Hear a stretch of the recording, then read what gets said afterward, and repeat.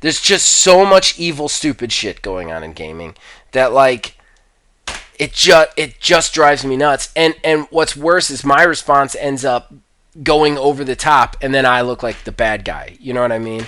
And I know I do, because then I come away like, man, I really lost my fucking shit on that. I'm really upset.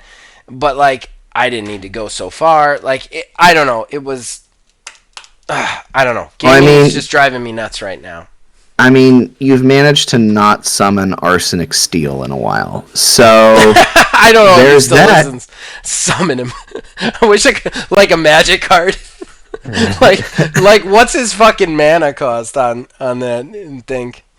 That's a magic joke, and I don't know how to play Magic, so it's lost on me. What level creature is he to summon in Yu-Gi-Oh? Okay, all right. I don't know. At the rate he's going, language. I don't care. At the rate he's going, he's a 3 tribute summon, easy. No, it's got to be ritual. It's got to be ritual because you got to say something about how much PlayStation sucks. Right. I think that's the only way to get him out. It's a ritual summon. Oh man. Time to get your fix.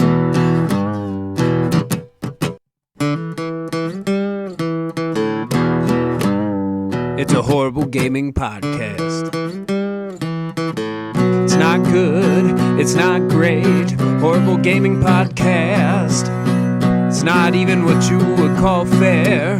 It's really not that good.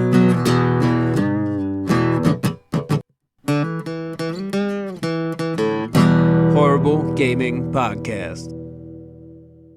Hello, my name is Zach Rye with Old Man Gaming. You have, for whatever reason, decided to tune into another Horrible Gaming Podcast. But I am not alone, nor am I ever. With me is... Neil, a.k.a. Tiny Wizard. And we've got an interesting show for you. Just a little disclaimer before we get into this. We're recording. Our recording schedule has been all over the place. Anybody who's been a long-time listener knows that.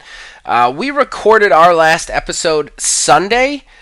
We are recording this Thursday after that Sunday. So while we have found some news stories to talk about and whatnot, just so you guys know, that's how close the turnover is on this one. And we're probably going to miss a few things over the weekend. It's just, this is the time we had to record, so we had to get it in. That's just the way it is. So just letting you guys know, prepare for that. But before we get into it, we got to do some credits. Number one, if you're looking at this on YouTube, then you're seeing the fancy timestamps, and behind the fancy timestamps, you're seeing fancy graphics. Any one of those that is original to this channel was provided by Mr. Mark Bell, and we thank him for that. As far as the theme song to this show and all of the shows here at OMGW, they are provided by the man who makes music, my brother, Nick Van Sliders, and we thank him for that.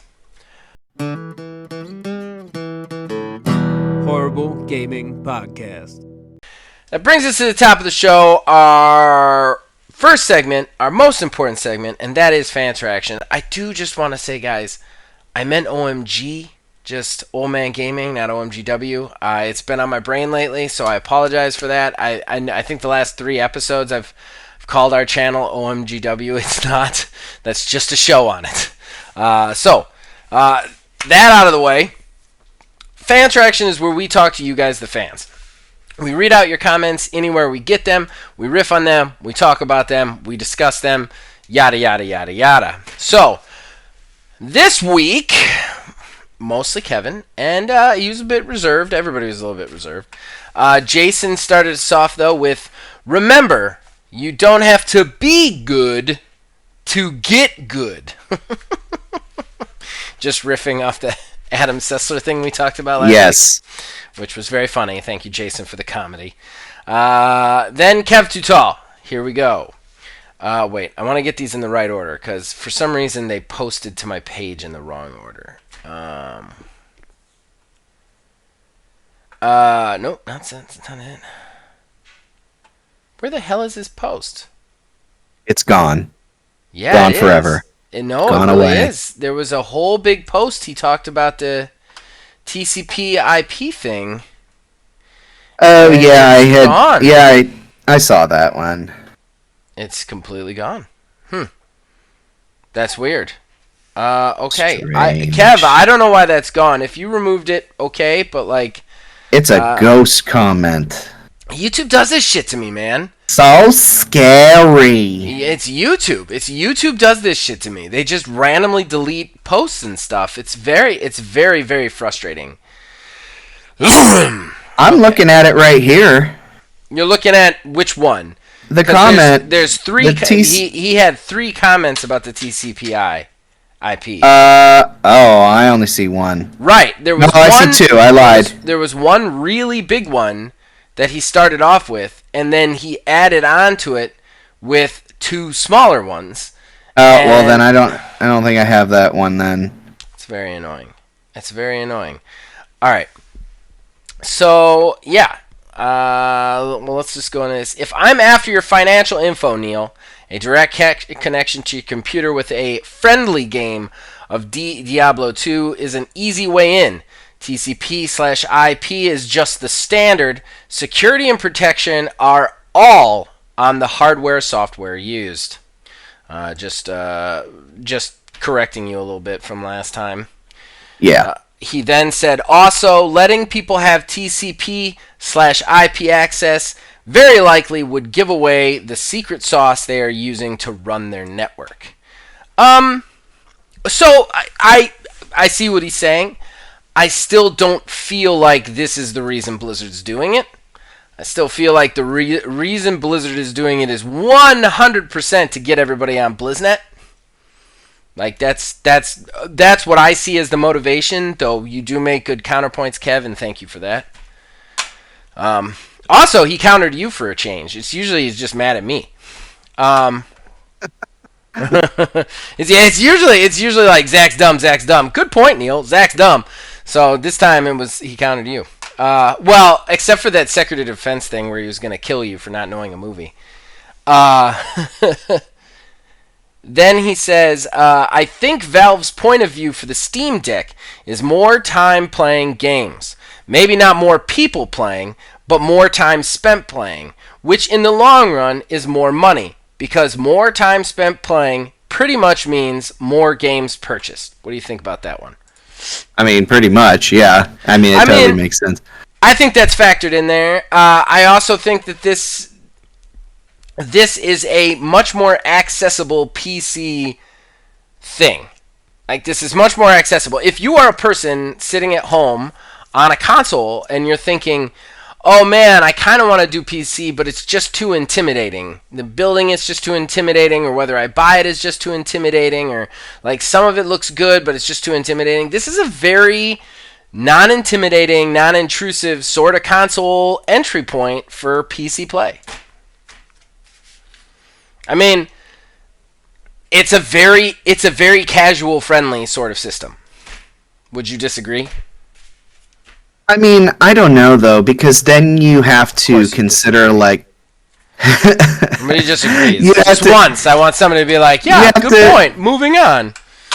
I mean, no, like I get what you're saying, but then like PC gaming, you have to consider how a game is going to run on your hardware, and then you have to know, like what things are. Like somebody who's only ever played console games their entire life, whenever they get in, they have to consider like, okay, so what quality do I want to play it at?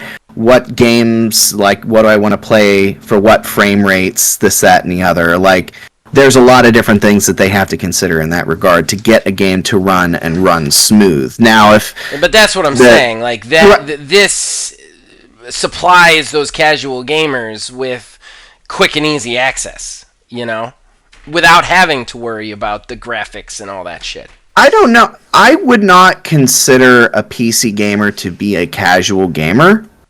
Personally, I mean, I could be completely wrong with that.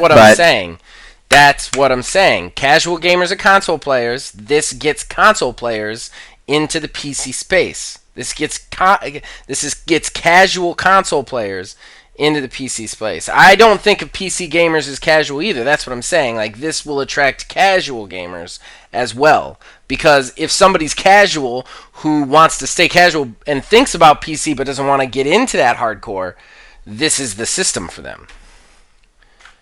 I think it may come down to what the Steam Deck offers for that simplicity.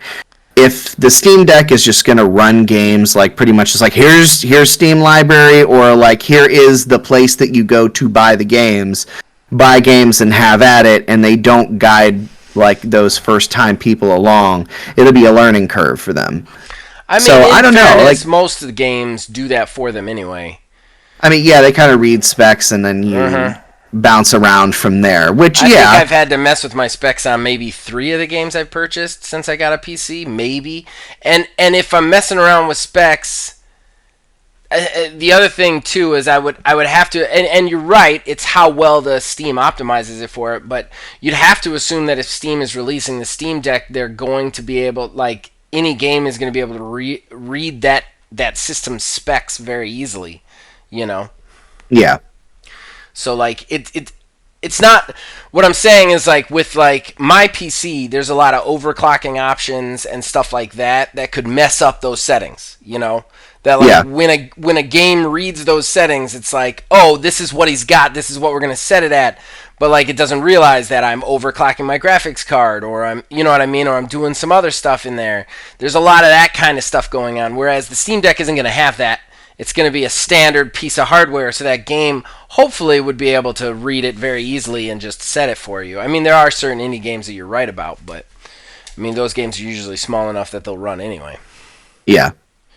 But I don't know. I think I don't think he's wrong on that. I do, however, think that this system, with just the play it's been getting on the like websites and the news and stuff like that, I feel like it's going to appeal to those players a little bit more. To a console player, to a console-only player, I think this appeals to them a lot more than just a standard PC does.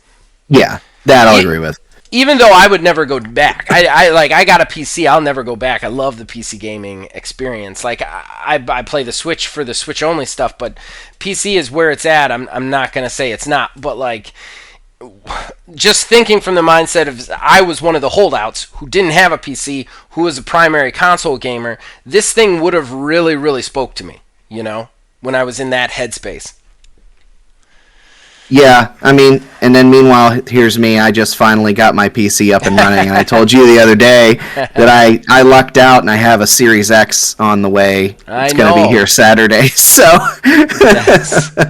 That's funny. You have them all. I don't know, like, the all access thing though is nice. Like you said, you got it all access with the. I got it via all access, so. I mean, I just, right now, even if I was going to get a console, I don't see much point in either one of them, because just about every game, like, none of the games leverage the technology, not really, and except Ratchet and Clank, great, right. Fun with that mascot shooter, and then, everything else is basically backwards compatible because they kind of had to, so it's kind of like, if I was a console player right now, I would not have purchased a console. I would not even be thinking about purchasing a console for many, many, many moons. And honestly, when I did, I would consider getting the Steam Deck at this point. Because, like, I just don't even see... I mean, eventually they're going to start leveraging the tech, but they're so far off from that, you know? Yeah. Yeah, so... and then, finally, Kev says, Stella did really good in the first Streets of Rage episode. She did. And that was her first time playing, Kev, her first time playing. She's actually slightly better at it since then. And just on a slight tangent, we played Uno for the first time today. How'd that go? It went really well. We've tried a lot of games with her, and Stella's a wonderful girl. I am in no way trying to insult her. Her focus is a little bit lacking. I mean, she's a 5-year-old, so it's understandable, but she's all over the place. Like, she's working on another level. There's she's just everywhere. So it's very hard to play a game with her because she doesn't focus on the game. You know what I mean? Like, it's dragons and fairies and what's going on over here and stuff like that. But Uno, she did really well with it. The only problem is her hands. She can't hold the cards when she gets a lot of them. So she just ends up, like, putting them on the table so we could see them, or, like, dropping them, or having them, like, backwards. So you have to help her with the hands. But she did pretty good. I cannot remember my first game of Uno. I don't know how it Neither worked. do How it worked out for me. When they've got all those new rules, it makes it a lot more fun now. New rules. What Oh do you yeah, mean new rules. the sevens, the zeros, What are you talking about? Sevens and zeros. oh my God, Neil, you don't know Uno anymore. Uno's huge Apparently now. not. It's big on streaming too. Like it got big all of a sudden because they added all these new crazy fucking rules to it. They added new decks. There's whole new Uno decks. Tons of them are licensed, and when they do a deck, it's got completely new cards that have different special rules on it. With the sevens, if you play a seven, you can steal somebody else's hand and switch hands with them. If you play a zero, it moves everybody's hand one person to the right. What in the world? There's jump-ins, whereas like if you have a card that's the same color and number as a card that somebody played, you can yell jump in and just play and take the turn. Like it's crazy now. It's all over the place crazy right now. Like it's not just like the old school Uno game. It's not. And then like there's what was the game that Ubisoft released that was like Breath of the Wild, but Greek and not as good.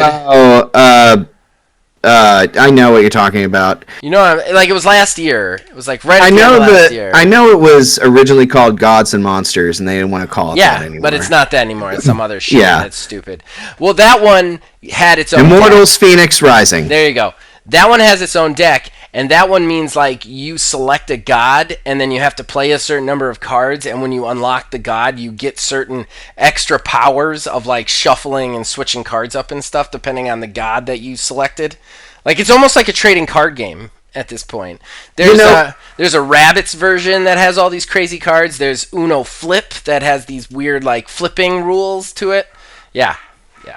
And you bring that up just to go off on that tangent a little bit more. You bring up that I had gotten back into Yu-Gi-Oh! A while back, and I haven't been able to do anything with my cards since they got all scattered all over the place. But Fuck. but there's that game totally changed too. Like I knew Yu-Gi-Oh! As it was back in like 2005, 2006. Now there's like all this crazy stuff, and like they change the mat every 3 years, and there's like these different types of summons and everything like that. It's like I don't know what this is. I don't know nothing about any of this. And my old ass trying to learn how that shit works. It's like, do I actually have to watch the anime to figure out what happens and how these work? The card games are like that though. Like I always, because I'm a big collectible card game guy. Like I've played a lot of collectible card games in my past, both in person and on video games, and I just know that like if I let a certain number of months go by without playing it, like if I haven't played it in 1 year, no matter how much I get the urge to go back to it, I'm not going to, because all my decks are going to be obsolete. I'm not going to know what the fuck I'm doing, like every time. And anytime I'm like, yeah, I'll play Eternal. I bet you my decks are still good. I just get my ass fucking handed to me. Like, so yeah, it's just that's just the nature of those beasts. But all right, so that's it for fan interaction, man. Unless you want to add anything to it, we can move on to our first talking point. No, let's go ahead. All right. Horrible Gaming Podcast. Okay, everybody. It brings us to our first talking point, and this is an interesting one. I have researched this a little bit. Neil doesn't, so I'm going to go ahead and take us through this thing. And I think this is really messed up. So, first of all, in gaming, whether you're new to gaming, whether you're casual gaming, one thing that happens in gaming is when every so often something comes along, whether it be a mode, whether it be a feature, whether it be a type of game, and then it hits big, and then every game starts to copy that in some way, shape, or form. You know, i.e. Apex Legends ping system. How that didn't exist before Apex Legends, nobody knows, but Apex Legends added a ping system, and then bam, every game has a ping system. In fact, you get mad if there isn't one, right? So, that being said, Among Us, everybody knows the runaway success of Among Us. It came out of nowhere, and basically what Among Us is it's this kind of small little indie game that's all about kind of trying to figure out which member of your team is trying to kill you. you play with a certain number of survivors, a certain number of imposters. The survivors have to try and do tasks while trying to figure out who the imposter is and eject them, while the imposters, try and kill everybody. It's very successful. I mean, we're aware of Among Us. I think everybody listening to us knows what Among Us is, right? I would assume. Among Us is wildly popular, so that kind of shit is going to start coming, right? We're going to start seeing those modes.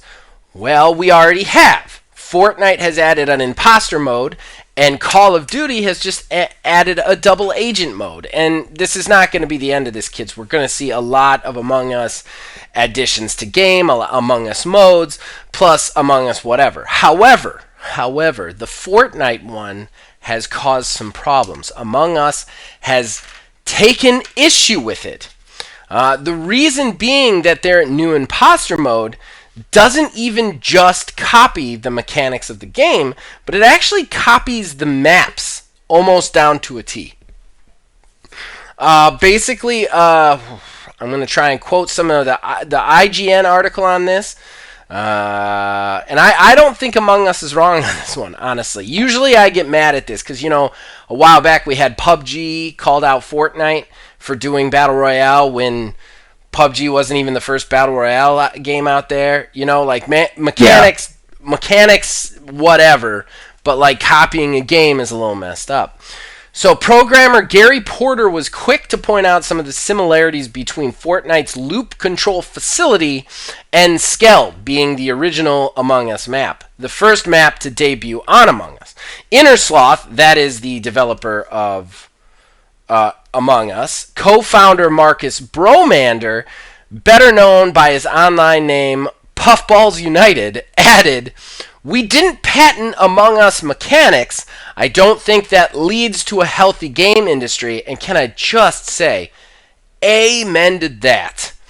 But he then says, is it really that hard to put 10% more effort into putting your own spin on it, though? Basically saying that they flipped electrical and medbay and connected security to the cafeteria. And it plays much in the same way. You are doing the tasks while the imposter's trying to kill you, trying to bring you down. You look at Call of Duty, who is copying this mode, but it's a mechanic that they're copying, which that's okay. That's expected. We don't patent that because that makes gaming great. And I love that Puffball. I'm gonna start calling him Marcus Bromander. No, call him Puffballs. Puffballs United. I love that he said that. I love that he didn't patent it because of it. But I think this is messed up. I think this is messed up by Fortnite. It's one thing to use a mechanic or copy a mode, but they're directly copying basically the entirety of the game and making it a section of Fortnite. They actually had Among Us community director Victoria Tran said on Twitter it would have been really, really cool to collab, before going on to point out the seeming similarities in themes and terminology that the two games share. So this is kind of messed up. Basically, they're basically copying the game into basically a first-person mode and making it its own thing. Yeah. So I don't think anybody is surprised that this happened, as you kind of alluded to. It's ridiculous. It is. We knew it was coming.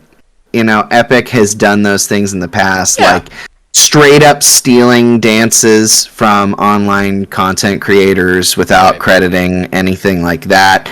I mean, that's just pure business mindset that they're using as, is it patented? It's not? Great, take it. Right. And they're using other people's successes, they're riding on the coattails of that, but by slapping their name on it too, it unfairly gives them an advantage against the original.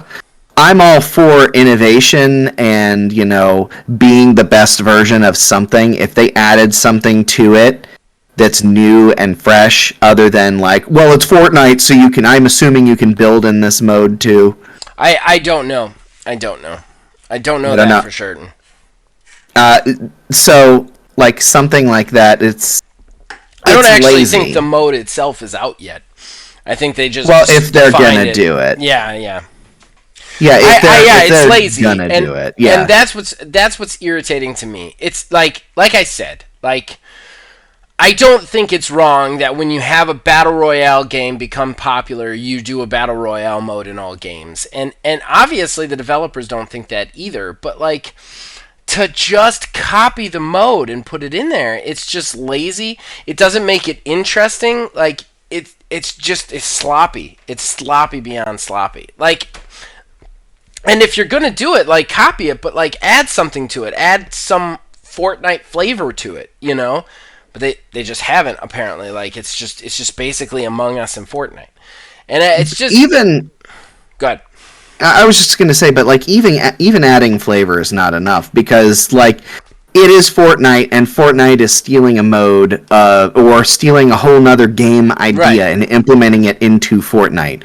If they were to change how the game functions as a whole, like maybe something to where like the imposter, I don't know, this is just something crazy I'm throwing out there to make an example, but like if whoever's the imposter like floats around every 3 minutes, like it changes or something like that, like something weird like that could change how the game would function. I don't know how that would function, but it's just an example.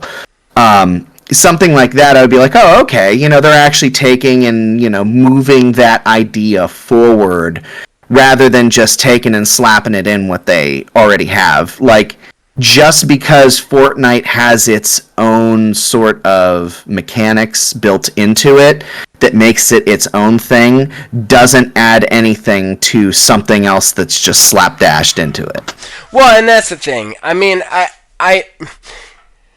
I don't mind that they made an Among Us mode where, like, you have survivors, you have imposters, the imposters are trying to kill the survivors are trying to, like, do tasks. I don't mind that, because that's very plain, simple mechanics. Like, that's the same as saying that, like, every open world game is a copy of the first open world game. You know, that's right. That's not right. Like, I feel like Among Us almost kind of defined its own genre, and the only way that genre gets better is by other people adding to it. But that being said, you know, Fortnite's not adding anything to this. They're just basically carbon copying Among Us into it. And even if everything was the same and it was a different map, at least that's something. At least you put some effort in. You know what I mean? From what I understand, they literally just like flip-flopped two rooms and copied the original map.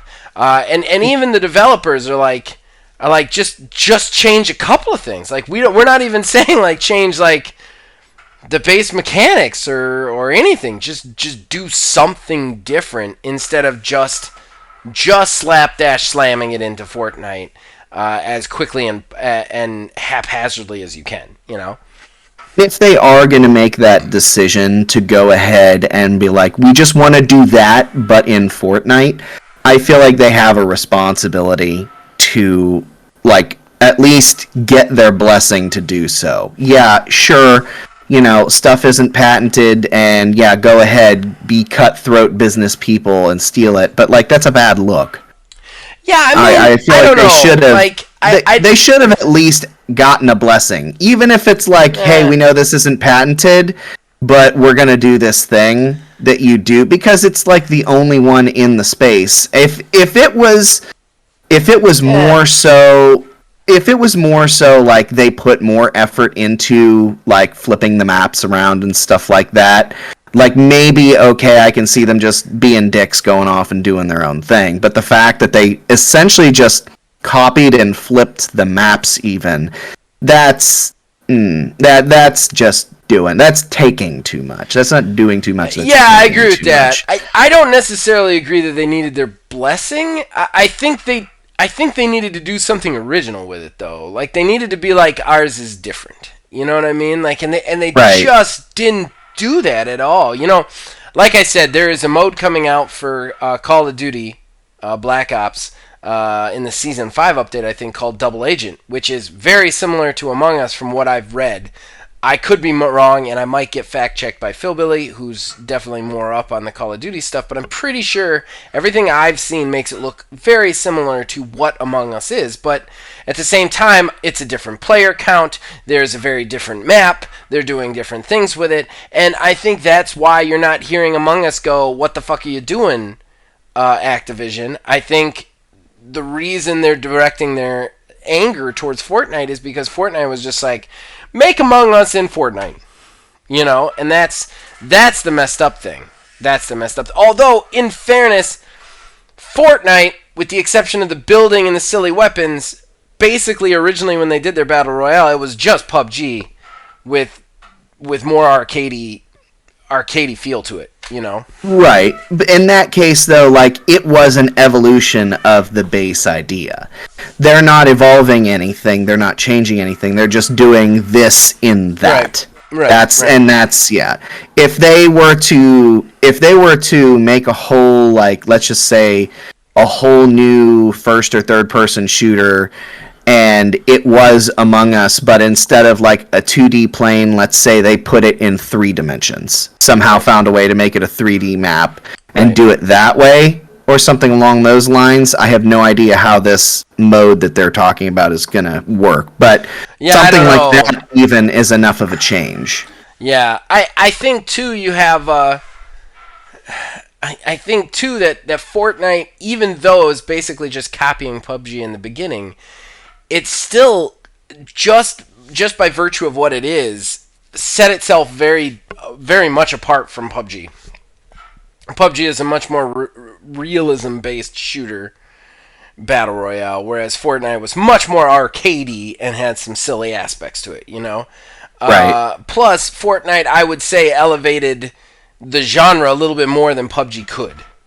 Because Fortnite just had so much more, you could get kids in there. They could play it, just had so much more grand appeal.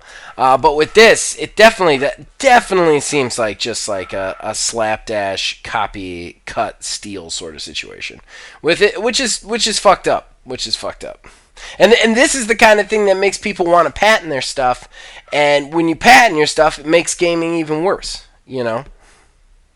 Why we don't have a nemesis system anywhere. And that's Mr. Puffballs is very correct in his... Puffballs United? Yes, Puffballs United. I'm just calling him Mr. Puffballs.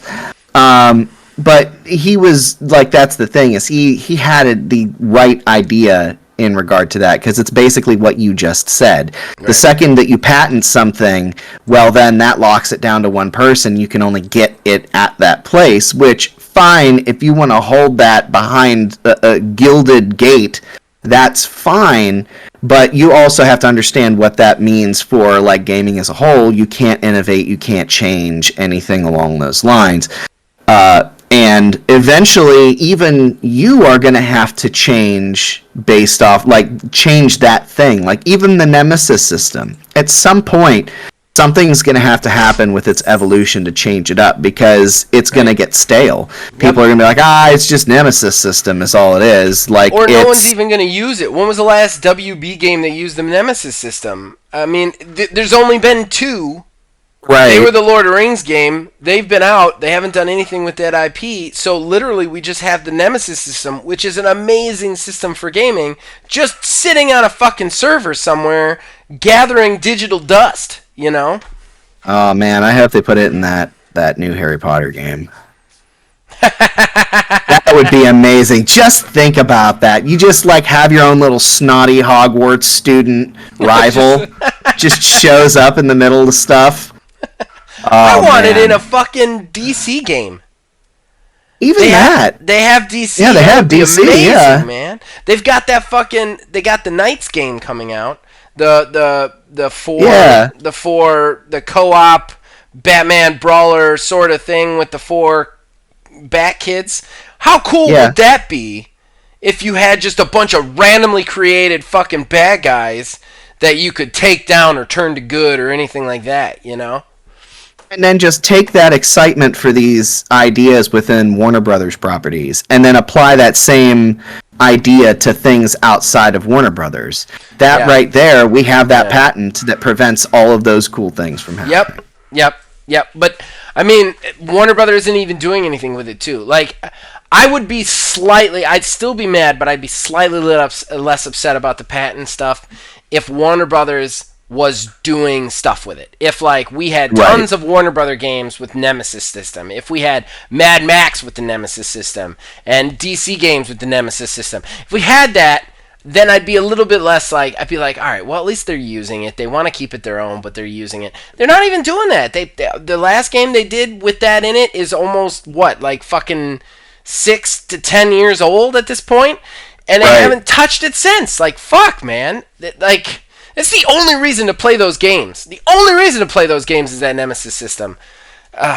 Frustrating. All right. Yeah. We're kind of off on a tangent on the Nemesis system. I think we're universally aligned that this was some bullshitty shit from Absolutely. Fortnite. Yeah. All right, well, we can move on to our next talking point if you're down. Sure. All right. Horrible Gaming Podcast. Hey, Zach, guess what? What? It's Keeley's Fuckfest Summer Edition next week.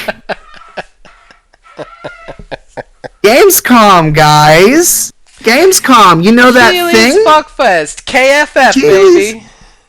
That KFF's thing where going we expect all of these crazy announcements where they hype up 30 announcements happening on opening night, which it's probably just going to be like all indie games and a trailer for maybe one new thing. You remember that? That's fun. It's really fun. Yeah. I'm glad you're being negative about this. Personally, look, before, like pre-pandemic, I was the guy who was like, don't sleep on Gamescom. They release a lot of cool stuff at Gamescom. Don't sleep on it. That was me pre-pandemic. But after seeing what E3 was this year and what Gamescom, like, what's Gamescom going to be? Like, what could it possibly be? It's going to be a joke. And also, how did Jeff Keighley get his fucking grubby little fingers so deep into the Gamescom? Like, he was never attached to Gamescom before this. When did it become the Jeff Keighley show? I've noticed that too. He's like simulcasting it on his show, and he's doing all the announcements. I'm like, when did who let him in the fucking door? And what gets me too is like a fucking vampire. You invite him in, and you either drive a stake through his heart or die trying. So, opening night live of Gamescom is Wednesday, but Xbox is having its own Gamescom stream the day before. So here we go again. We have a gaming event where gaming news is going to news. Right. And everyone's trying to get out ahead of it. Right. Just doing their own thing. Like, yes, I am over here bitching about this. I'm talking shit about this. I'm gonna watch both. I'm not kidding myself. I'm going to keep my expectations reserved up until the day of whenever it starts. I'm going to get excited. I'm going to be disappointed. And then I'm going to come back Wednesday, say, you know what, maybe that was just a fluke.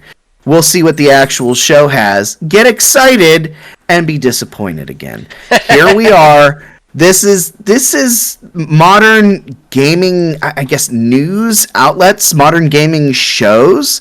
They've been trending this way for a while now, but, you know, I think it was just, I feel like COVID and everyone having to go off and do their own things strictly online was that final driving force to make everybody just kind of lose their collective shit. Right. Everybody was all on the same page and was calm, but then the process changed. And because the process changed, everybody wants to go ahead now, and they're just like running around like their hair's on fire. What do we do? Do we have our own show? Yeah, let's have our own show before the thing. Let's just do it. So then, like, perfect example. So like I just said, Xbox is going to have their own Gamescom show Tuesday. Well, when you listen to this, today. It will have probably already happened at this point. Right. So Xbox is going to have this show, and that's going to take away from the 30 reveals that were going to happen at the actual opening night live. So what are they going to be showing? Because that's the whole slate of Microsoft, Bethesda, all of the other Microsoft-owned properties. Like, I don't get it. It's pointless to fracture this off. And like you had said, E3 was only, 2 months ago, essentially? Mm-hmm. So, like, what has changed in those 2 months? E3 had nothing. Like, I mean, it had almost nothing. Almost nothing at E3. There were, like, 4 things across the entirety of E3. And we talked about E3. The only person who, in my opinion, the only person who showed up with anything tangible that you could hold in your fucking hand and you could talk to was fucking Nintendo Switch. Everything else was bullshit. Announced trailers. And we've been down this road. Neil, and we've talked about this a lot.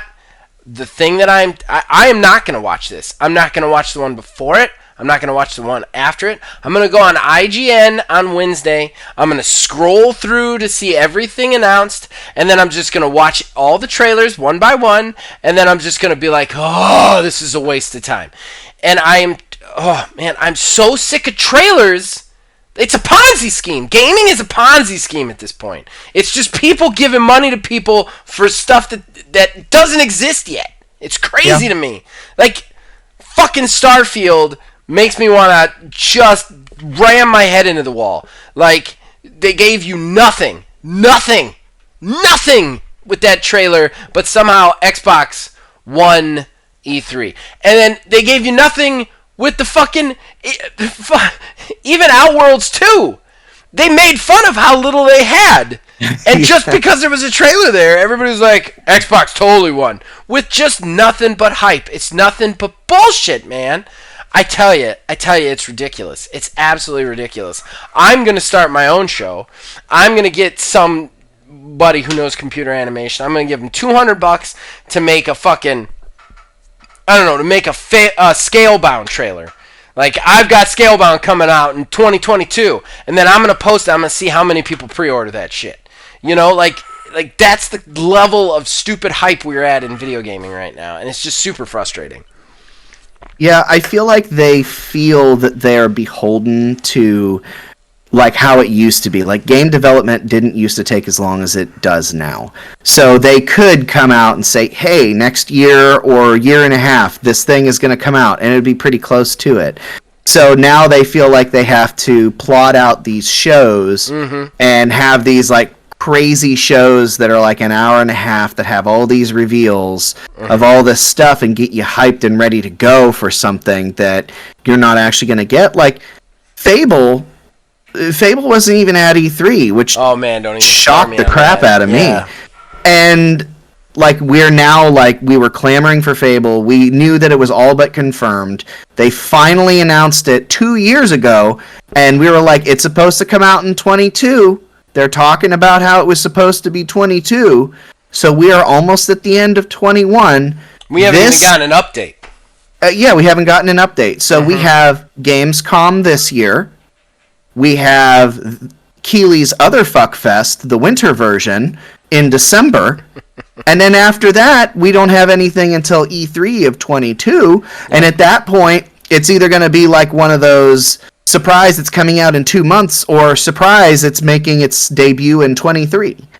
I know this is getting real negative, but you're forgetting about all the other little fucking dinky hour shows that we're going to get, where they're going to tell us up and down that they've got new fucking trailers for us, and then they're just going to give us the same repeated announced trailers for all of these different companies. The, like, 13 different Xbox Insiders we're going to get, and the 2,400 fucking Ubisoft forwards that we're going to get.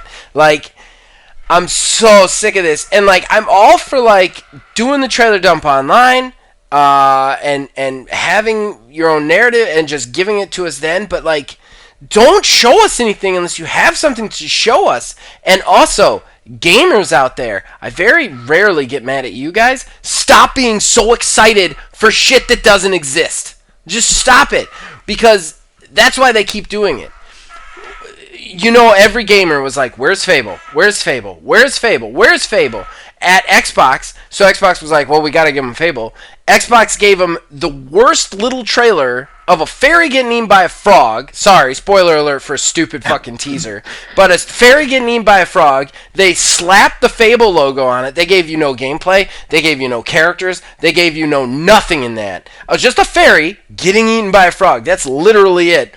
They slapped that up there, and now gamers, it's like they don't even care about Fable. I haven't even heard anybody bitch about it. Like, what's wrong with you people? They announced this 2 years ago with nothing. You were so pissed off. They had nothing. Now it's just gone. It's... Oh, man. And then, we have, like, Elder Scrolls 6. God.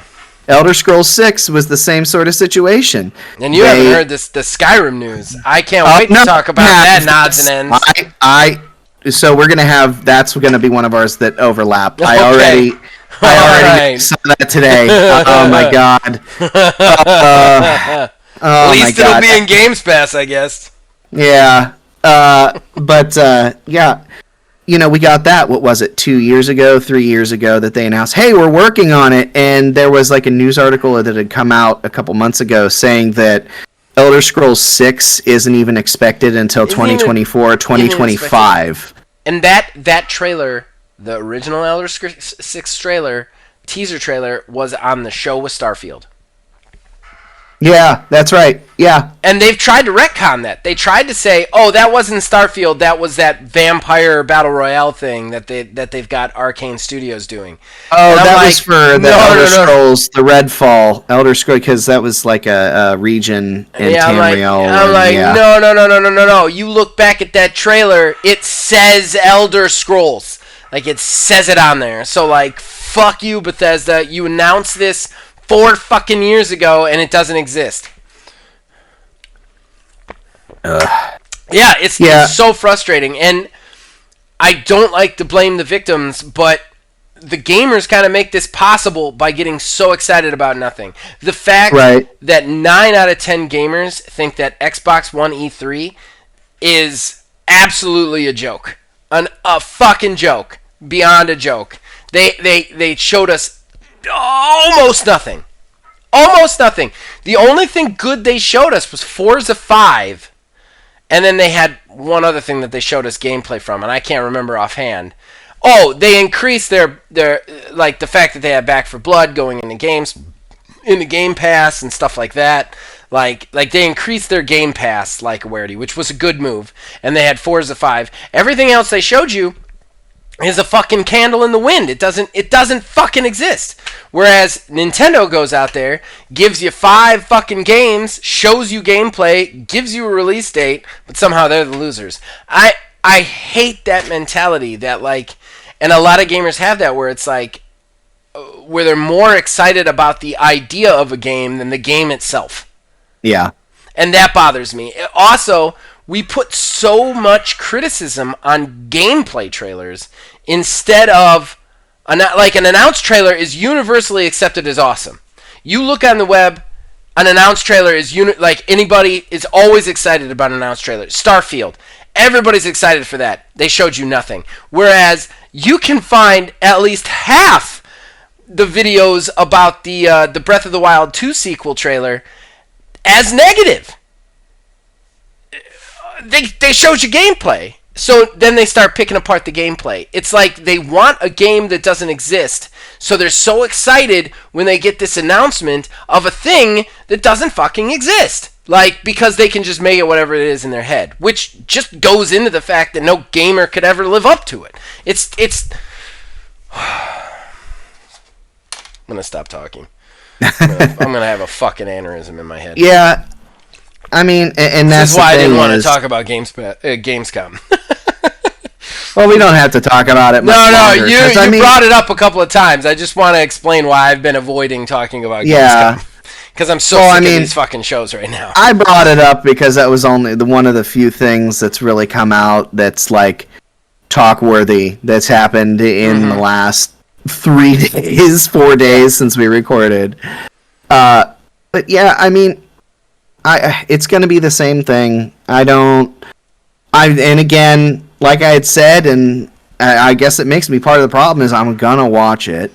I mean, it doesn't make you part of the problem to watch it. It makes you part of the problem to get excited about stuff that doesn't have anything. And Neil, I'll be honest with you, I think you're part of the problem on some things, but like you're not part of the problem on these announced trailers because we both know they're bullshit. And that's the thing. We need more people who understand that those are bullshit, that put more weight on somebody showing us gameplay, whether the gameplay is bad or good, than somebody showing us an announced trailer.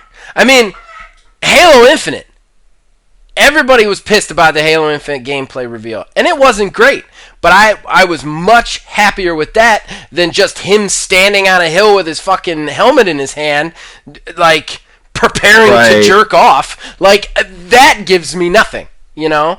So like, I don't know. I'm always more excited about a gameplay trailer that maybe isn't up to what I expected it to be, but they're at least showing me the game, than a trailer that's just the promises of nothing. Right. You know? All right, you want to move on to odds and ends? Because I really do. All right. Horrible Gaming Podcast. Okay, all right, let's do odds and ends, because I definitely have a crossover, but I also have one to add to this. So I actually have 9. All right. So I'll tell you what. When we start, just have me start. I'll just softball tee up the one that we both have that we know of. Okay. All right. We'll get that out the way. Okay. Going in 3, 2, 1. All right, so that brings us to our last talking point. And guys, I'm sorry. Gaming is just it's very frustrating to me right now. So I apologize if I went a little too hard on that last segment. I know I kind of get crazy and then I look like the bad guy. Just give me some leeway. So odds and ends. Let's talk about odds and ends. Basically, this is our last segment where we collect smaller news stories that don't necessarily deserve a talking point. We just collect them here, and then we read them out to you. We riff on them. Just stuff we wanna talk about, but don't deserve a full like 20 to 40 minutes. So Neil, start it off, baby. All right. Well, we joked, we laughed, we seriously wondered. And it's been confirmed. It's actually happening. It's happening. What's happening, you ask? Tell them. Skyrim anniversary, 10th anniversary. That's right, ladies and gentlemen. They're actually one more time remastering Skyrim and re-releasing it. And from what I understand, it's going to be a full $70 game. Well, you know what? And you know what they added? Yeah, you have this part too. Yeah. Oh, I got it. I'm a huge Skyrim fan, Neil, so I've got to add it. Oh, what are they adding, Neil? I'll let you do this one. Bro, you can go fishing now. Yeah. Crack up a cold one with your orc, buddy, because you can go fucking fishing. That is on par with having fishing in Final Fantasy 15. Why?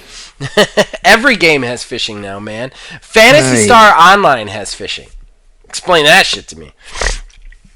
Okay, so with this, I do want to say just a couple of things. I do not believe that this should be a full price anything. I know that they're adding a lot of creator content with it, like they compiled a lot of the like mod stuff into an official capacity and put it in there, as well as the fishing and a couple of other features that weren't in the original one. They're also up-resing the graphics for the next gen, all that stuff. I understand it, and I don't necessarily hate it. I love Skyrim. I've gone back to Skyrim, God, double digits amounts of times, and I like playing it. It's not a bad game. I do not like that they keep re-releasing it without having any way to put your characters on the new game. That's another thing that pisses me off. And I don't like that they keep re-releasing it and charging full price for it. I mean, this game is like 10 years old at this point. Well, from what I had seen online... That being said, it's going to sell like gangbusters. I'm going to tell you that right now. Well, yeah, but from what I had seen, the article that I had seen... said that if you have the Xbox One or PS4 version, you will receive this as a free update. Well, and that's awesome. That's awesome. Which is great because I don't know if fishing is worth $70. It's not. It's not. I do like all the creator content stuff in there. I like the idea of upres graphics. Like I said, like once every so often, I go back and play Skyrim again. I love Skyrim, especially with all the mods. It's a great game. It's a classic game. They just keep re-releasing it though, which is hysterical to me. Yeah. All right, I'm gonna keep it going and just keep right it into going Skyrim because you have a plethora. I actually have 3 Skyrim-related ones too. What? Yeah. Okay, let's just knock those out 3 in a row. Okay, so there's a new mod coming out for Skyrim called Skyblivion. You know what this is, Neil? Yeah, I heard about this. Somebody is actually recreating the 4th Elder Scrolls game, the full 4th Elder Scrolls game, in Skyrim as a mod. Yeah. That's awesome. Yes, that's cool. That's the kind of stuff you get from mods in games. So all games out there, find a way to let people mod your game because holy shit, that's cool. They're making the entire... Not only that, they're like, we're going one step further. We're trying to improve it and trying to add stuff from just like they got the collector's edition, like pre-thing drawings and stuff that was cut and stuff. They're trying to add that in. So it's gonna be it's not even just gonna be Oblivion, it's gonna be Oblivion kind of director's cut is what they're trying to do with it. So, yeah, I know this project has been in the works for a very long time. I'm curious to see where it's at now. Well, and they said they don't have a release date. This was an IGN story. They're like, we're trying really hard to get it out and working on it, but we promised ourselves we wouldn't give you a date until we could honor it. And thank you. Thank you. Speaking from the heart on me. Alright, so the other Skyrim thing is not news. It's just a funny story that I saw on IGN that I thought I'm pretty sure I already know what this is. Is it the bee thing? Yes, it is. Oh, the bee thing. This is the coolest story. They were interviewing people who worked in Skyrim's development back in the day. And basically, they were talking about like the development process and what was the hardest parts about it. And this one guy, I can't remember his name, but he was a developer on it. Was like we had to keep going back to the opening cart scene. Now, anybody who's played Skyrim knows what I'm talking about. Anybody who doesn't, the game opens with you waking up, kind of tied up in a cart, being led to your execution in this cart. And it's a really long cart ride where you have this huge conversation that kind of gives you the setup for the overall world building story that's going to happen around you. Well, he was like, just for some reason, the cart would just be going and then all of a sudden it would just throw itself off the road into the trees and everybody would like scatter and we could not figure out what was wrong. Well, they finally found that it was a single bee. So like you can pick up bees in the game as part of your alchemy and stuff. They're kind of flying around, you catch them. But to make them grabbable, you have to make them kind of this like solid object. And they had this bug where the bee couldn't be grabbed, so they corrected that. In correcting that, they didn't realize that there's one bee on that road where the cart is moving, and the cart would literally slam into this bee, but the bee's code makes it an immovable object, so the cart's just like thrown off the road by this bee. You said this bug that makes it a bee. It's fucking it's amazing. It's amazing that the bug was a bee. And the bee is a bug. Like I love it. It was a great one. I just wanted to share it. That's all my Skyrim related odds and ends. How many do you have odds and ends wise? Well, I've still got 4 because I got one that's not actually written down on my list. I've still got 6. So, okay. Well, I'm going to throw one out there because I kind of have it pulled up in a separate tab. Do it. If I can get to that tab, there it is. All right, so this is funsies. So the whole Activision Blizzard thing still continues. Everybody's miserable. Everybody hates their lives there. It keeps getting worse and worse and worse. Well, apparently Activision Blizzard recruiters are telling Activision Blizzard employees that they're freaking candidates out by pushing for changes to the workplace, and they really need to be quiet about it so they can hire people. Sure. Sure. Good call, guys. Good call. Great. Solid. Are you kidding me? This. I mean, are you kidding? At this point, it's not even about the evil shit. It's about stupidity. Like, what are you doing? How do you not think this is going to come out at this point? With everything going on, like that is almost the same as like when you're younger, you and a sibling are screwing around, you accidentally hit one in the face, and they start screaming and crying. They say they're gonna tell mom that you hit them. She's like, no, stop, please, like just be quiet about it. Please don't tell on me. Like right. This is. It's stupidity. It's absolute stupidity. And what, do they think that people aren't going to say, hey, these guys are telling me to shut up about wanting to be treated like a human being at my job? Get out of here. Right. It's ridiculous. It's absolutely ridiculous. That company is... Oh, trash. Yeah, trash. All right, you want me to go back into it? Or... Yeah, go ahead and do a couple more, and then I'll jump in. Alright, well, this one's fun. So, Riders Republic, a game that I am at least mildly excited about and Neil cares nothing for. It actually has an open beta coming out on August 23rd to the 25th. They are doing an open beta. I believe this game is scheduled for October for release. I cannot remember the day itself. I have registered for the beta. I have not been notified that I am in the beta. I really want to get into the beta. If I do, I will get first impressions and post them for you guys. But yeah, I'm still kind of excited to see what this game is. I'm hoping that the beta gives us a better idea of what you're going to be doing in it, other than just kind of like this sandbox extreme sports game. But I want to see what it's like, and I hopefully I can get in the beta to do it. But it's August 23rd to the 25th. If you want to participate, you can attempt to participate on any system. You just have to just search Riders Republic Open Beta. There's a register page. You have to actually register with your Ubisoft account. Interesting. They're making you go through via Ubisoft?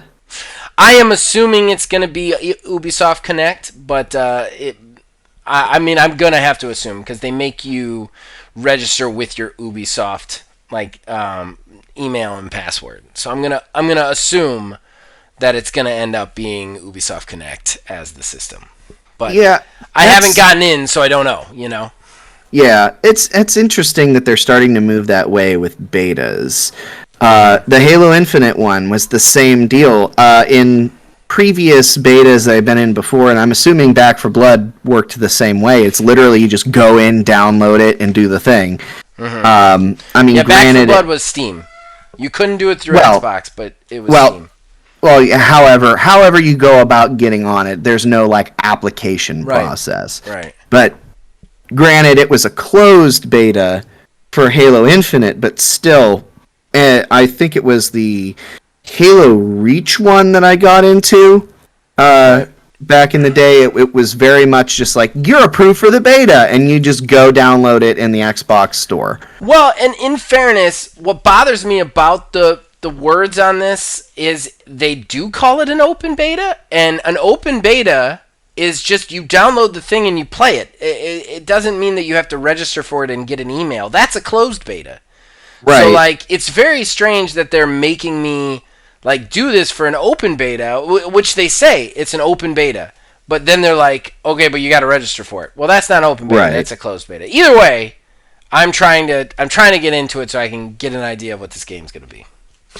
The next one I have is all for Phil Billy out there, and Filthy Phil, if he's listening. He is finally getting his wish. He has been talking about this forever. He made me put this into the 5 things when we were doing that. But Call of Duty, I believe late this year, will get anti-cheat finally.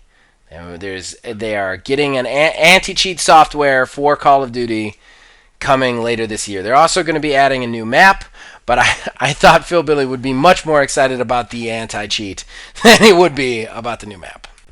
I think it's really wild that like Halo Master Chief Collection had it before Call of Duty, and I always hear so much more about cheating in Call of Duty than I do in Halo.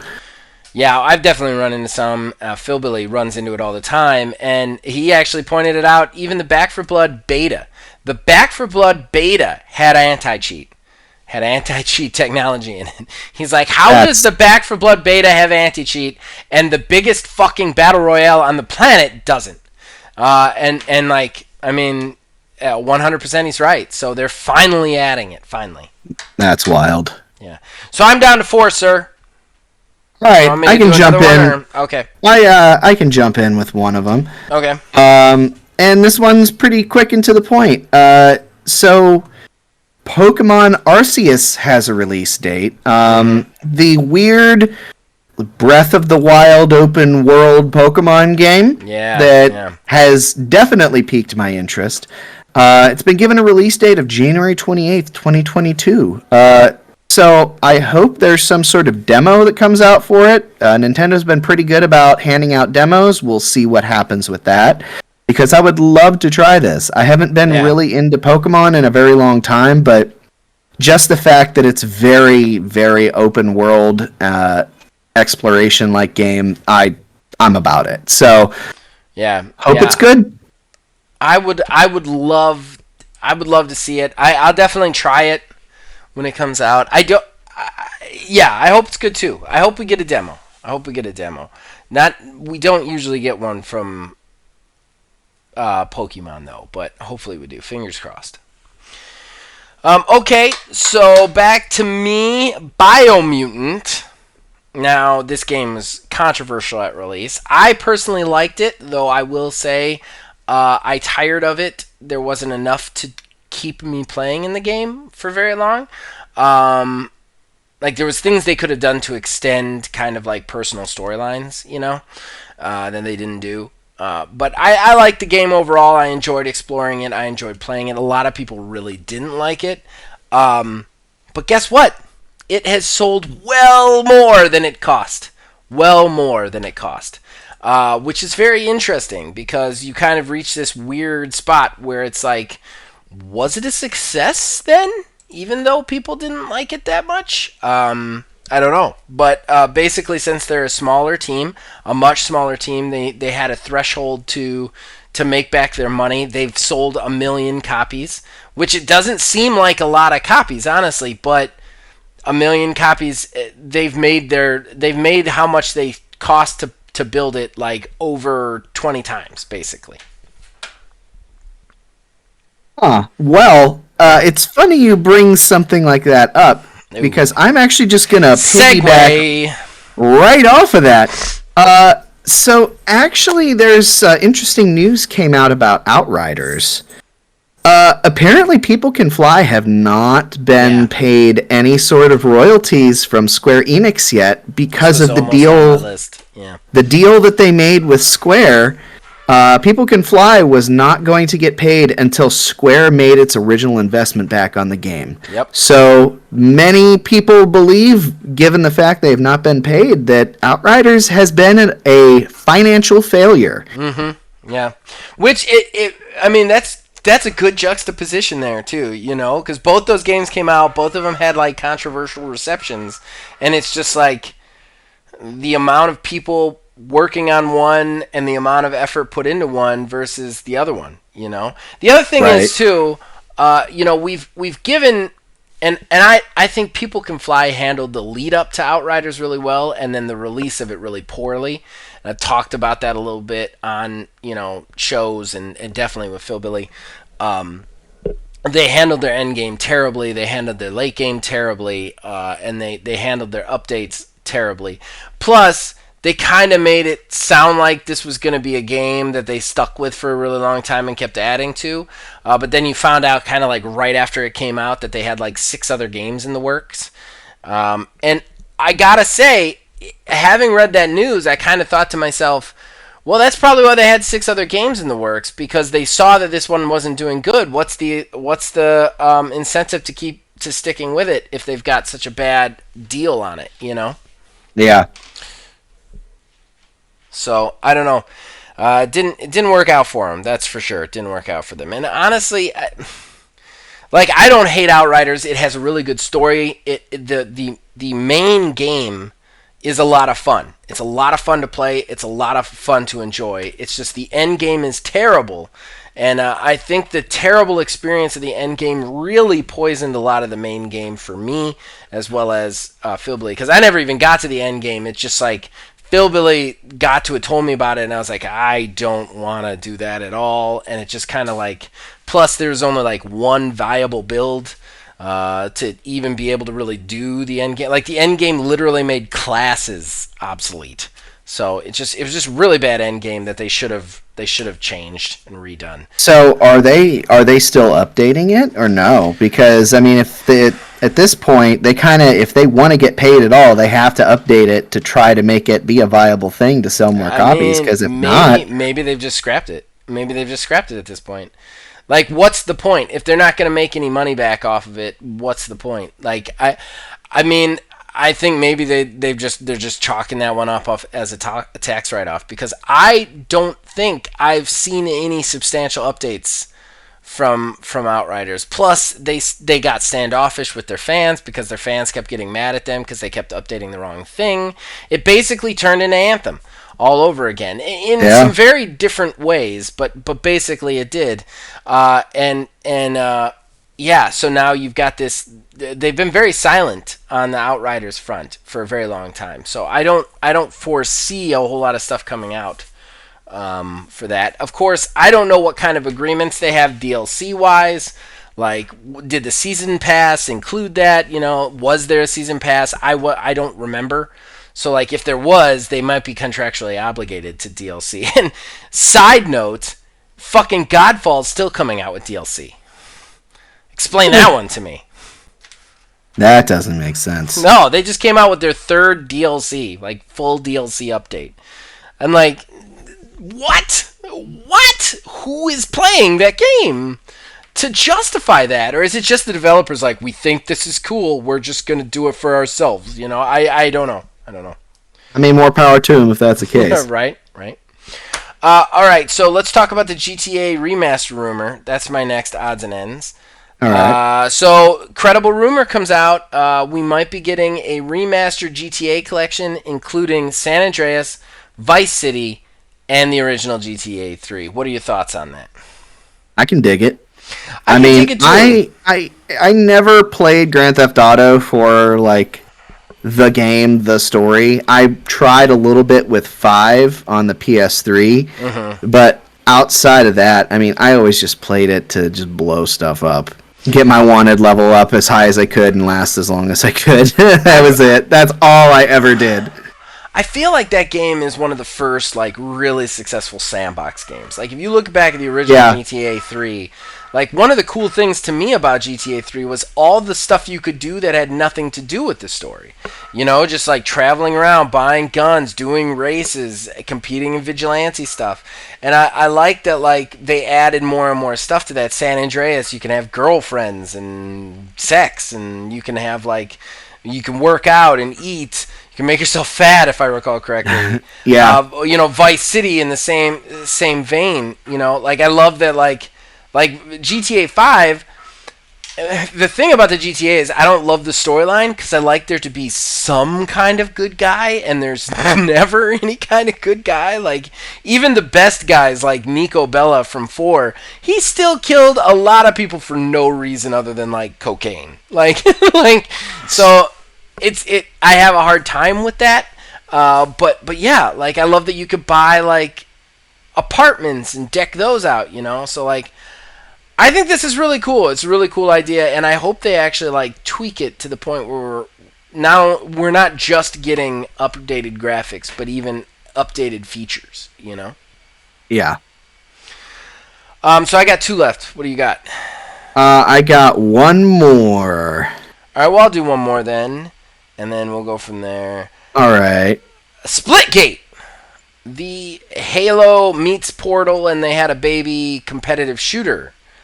Has exploded. It is, we talked about trends in gaming and finding those trends later. I hope you guys are all ready for a bunch of teleporting / portal creating shooters, because Splitgate launched in beta access, and they literally like quadrupled their player base. I think they're like in the millions now. They've had a hard time keeping up with it technology-wise. They even announced online that they're like, we're really proud of the success. We had no idea that it was going to be this successful, so it's going to be in beta for a while just because we don't know how to make servers to handle this. That's how strong that game is right now, and more power to them. Gotta love it, but just wanted to point that out. And I think that this is another example of the thing that we always talk about is there's a company that's known for a thing. That company makes the thing forever. They're the only ones that really do the thing in the way that everybody wants it. But they don't put a game out for a while, or they just get too stale. And this here looks like it is trying to go against Halo. In a lot of ways. In a lot of ways, it looks like it is like a Halo-like game. And it makes me wonder, if we were to compare Splitgate up against Halo whenever, Halo Infinite or the multiplayer or however they're releasing it comes out, like what that's going to look like for player counts. Because that's one game that I've been meaning to get installed on this computer to try, because, it straight up looks like Halo. It's my jam. It does look like Halo with the portal teleporting aspects, which sounds really cool. I've seen a lot of play for it. I think it looks really interesting. I think it is a viable contender for Halo when it comes out in free to play, and I'm sure you're gonna take a hit when Halo comes out, but I will be very excited to see if Halo releases. Well, I'm pretty sure the multiplayer at least is going to release this year, but I'm very interested to see a year after the Halo multiplayer releases what the player count is for Halo versus Splitgate, because Splitgate might be winning. Yeah, I could see it. All right, you got one more, right? Yes, I have one more. Do it. And I got one more too, and it might overlap. I don't think it's going to. In how to get Google Stadia for free news, it's not going to overlap. No, it's not going to overlap. Google is now giving away 3 months of Stadia Pro for free for new YouTube Premium subscribers, up from 1 month before. Please take our thing that doesn't work. So now, they've gone from 1 month, they're giving away 3 months. I'm sure at some point we're going to get 6 months to a year. Can I just have the YouTube Premium? I don't want the Stadia. And I only have it. Contractually, am I obligated to take that controller? I only have YouTube Premium because Google got rid of Google Play Music. Right. So they mushed everybody onto that. And that's the whole reason why I got Stadia to begin with, because anybody who had YouTube Premium just got Stadia for free. Right. I'm looking at the controller right now, collecting dust. I'm never going to use it for anything ever again. It's I've contemplated just trying to just say free on put it up on line somewhere and just see if anybody is yo, I'll take it off your hands. Give me a $5 Taco Bell gift card or something. Buy me an ice cream cone. I don't care, because I'm not going to use this thing ever again. And I still, every time something like this comes out, it just makes me wonder how long Google's going to hold out and hold on to it. We don't get real solid numbers as to how many people are on Stadia Pro and what sort of interaction that they have with the service. So, who knows? Who knows? All right, so my last one is they are releasing a Doom. There's a leak on Switch that Doom Slayers Collection is coming to Switch, which would include the Nintendo 64 Doom, as well as, I believe, the original Doom and some other Dooms. So a lot of Doom coming to Switch. if you're a Doom fan.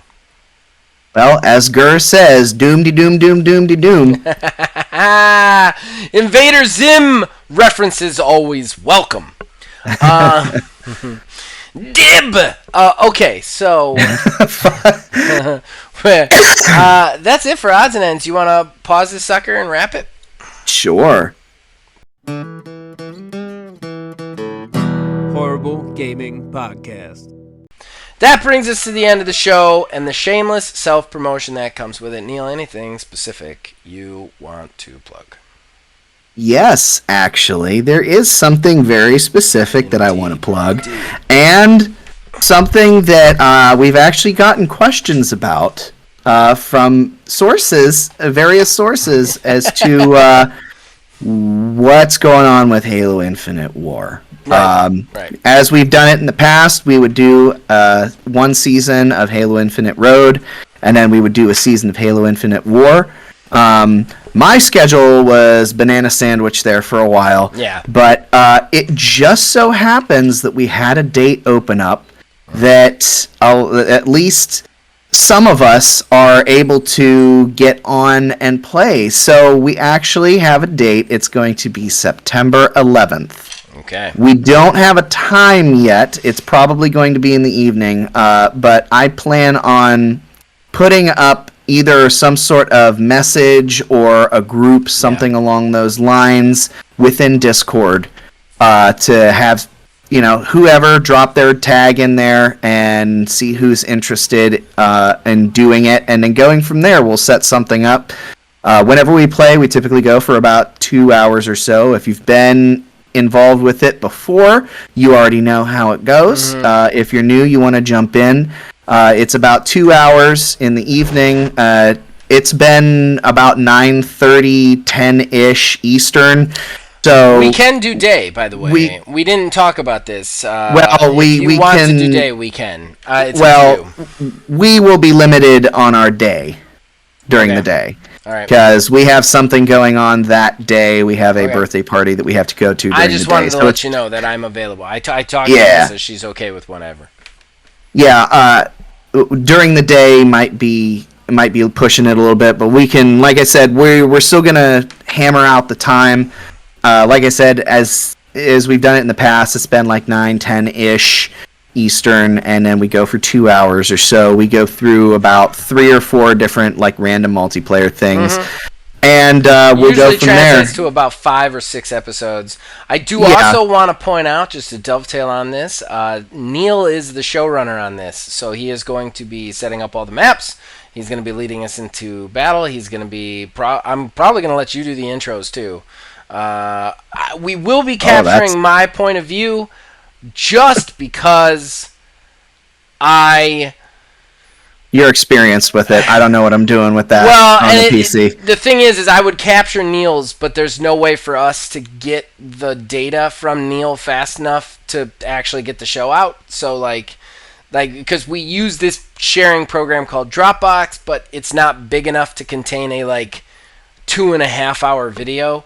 So, I can't, Neil can't. So I will be capturing my point of view, but Neil's going to be doing everything with that show as far as intros and the planning and all that. I'm going to be editing it and all that stuff, but yeah. So Neil's the showrunner on that one. Yeah. So we're going to be doing that. It's going to be fun. My laptop I'm not using this time. I'm actually using my computer, so it won't rocket off into space, and I won't have to go steal Kayla's controller. So there's that, and then the Halo Infinite Road we are still doing. We are nearing the end at some point. We thought we were going to get through it the last time we recorded, but I guess not. But we're getting there. Honestly, this kind of feels like a there's speed more bump. than 6 episodes. Jesus. It feels more to me like a speed bump on the way to Reach, but It's fine. I will say that to pad out Season 4, we are going to do at least a little firefight at the end. And that's one of the things that kind of makes it okay that we didn't do Halo Infinite War, is there's no multiplayer for ODST. It all runs off Halo 3's multiplayer, so it's not like we're missing anything there. But they do have Firefight, which is basically like a horde mode. So me and Neil are probably going to run a couple of games of Firefight for an episode or two, just so you guys know. Yes. So anything else you want to plug, sir, or shall I take it away? No, go ahead. All right. So as far as me, we got a ton of stuff on the channel. Right now, I'm playing Streets of Rage with my kid Stella on Stella's show. We are going to be playing Sonic Mania the next 2 weeks for Prelude to Divorce. Please check those out. They are very funny episodes. I will be very intrigued to see those. I watched the Sonic 2 ones before, and those were just interesting. It's very funny. And what's funny too is she croaks like 4 times in the exact same place she croaked in Sonic 2. It's very funny. But they're very funny. The audio's a little bit off because I forgot to actually set up the game to record audio. But yeah.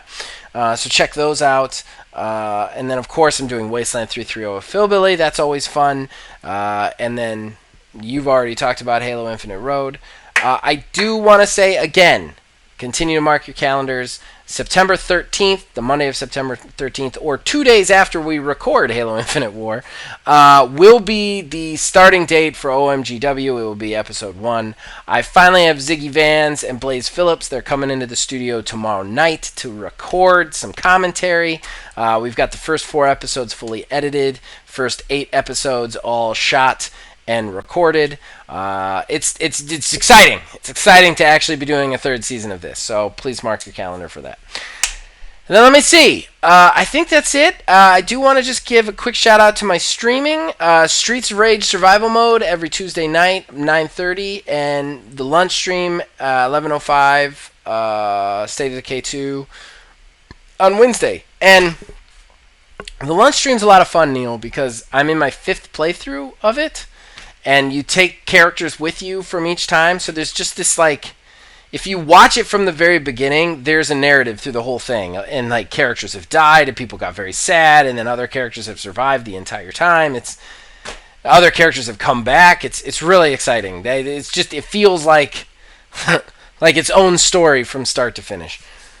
And that's it. That's it, guys. We're done with the podcast. I hope you guys enjoyed it. You can talk to us on Facebook at OldManGamingDH, on Twitter at OldManGaming9. You can join our Discord. The link is in the description below. You can influence us in all of our shows from there. And, until next week, you guys keep watching and listening. We'll keep making them. Pause. Right. OMGW again. He Did got I say it OMGW again? He got it again. Oh, for fuck's sake. I just got on a brain. I'm just working on it like non-stop right now. It's that and the meet and greet. Well, and I started capturing for Season 4 because I realized, like, if the USB goes bad, like, I just want all the matches done at least. Yeah, that's probably a good idea. The promos. So, like, I've already started capturing for Season 4 just to get it done. So it's consuming me right now. So, sorry. All right. You're fine. Let's head into fan traction.